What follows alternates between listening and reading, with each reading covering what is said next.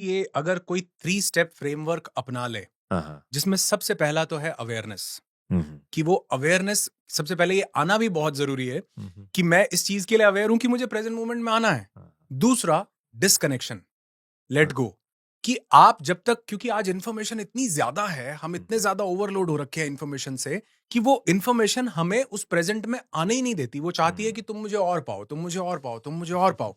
तो दूसरा आप डिस्कनेक्ट हो जाओ। तो आप वो जो चीज़ें डिस्ट्रैक्शन दे रही हैं, उनको कुछ टाइम के लिए अपने से दूर करो। उसमें सबसे बड़ी हुँ। चीज़ क्या है? मोबाइल। मुझे पता है सब लोग बीवी बोलने वाले थे, लेकिन मोबाइल। मज़ाक कर रहा हूँ। वो मोबाइल को आप कुछ समय के लिए, तो अगर आप अवेयर हों, और हुँ, हुँ। दूसरा स्टेप कि आप वो उससे थोड़ी देर के लिए दूरी बना लें, डिटैचमेंट थोड़ी हुँ, देर के हुँ। लिए, और फिर आप एक काम करें। मतलब मैं ये बिगिनर लेवल के हुँ, लिए हुँ, बता रहा हूँ हुँ। कि एक काम करना है। वो ये करना है कि आपने अपनी आती-जाती सांसों पर ध्यान देना है। हुँ, सांस को गहरा करना है, डायाफ्रैग्मेटिक ब्रीदिंग करनी है, लंबा करना है, और सिर्फ अपनी ब्रेथ को देखना है कि ये सांस आई, ये सांस गई, ये सांस आई। पहले दिन मौत लगेगी ये करने में, हुँ, क्योंकि मन की मृत्यु हो रही है यहां पे तो, और हुँ, मन आपको छोड़ना, किसी को नहीं छोड़ना चाहता।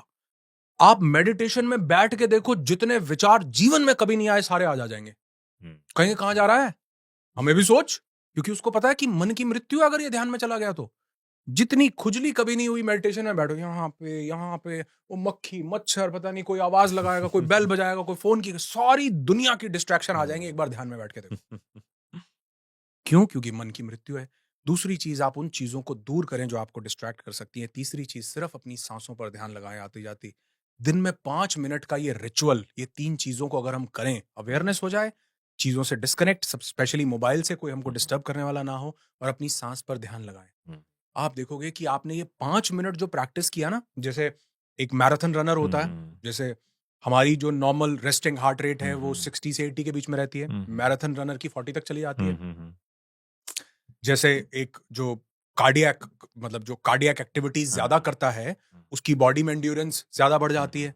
वैसे ही जब हम ये 5 मिनट के लिए ये साइलेंस प्रैक्टिस करते हैं अपने साथ बैठने का, सिर्फ सांसों को देखने का, तो जो बाकी के 23 घंटे और 55 मिनट है, हुँ, ये वहां की जो रेस्टिंग हार्ट रेट है, ये वहां का जो हुँ, एजिटेशन है, ये उसको स्लो डाउन कर देता है, काम कर देता है, रिलैक्स कर देता है। आपके डिसीजंस अब गहरे तलों से आएंगे माइंड के। हुँ, अक्सर आपने देखा है, मैंने लोगों को सुना है, जेलों में बंद लोगों को सुना है, वो बोल रहे हैं कि अगर 5 मिनट रुक जाते तो जेल में ना होते।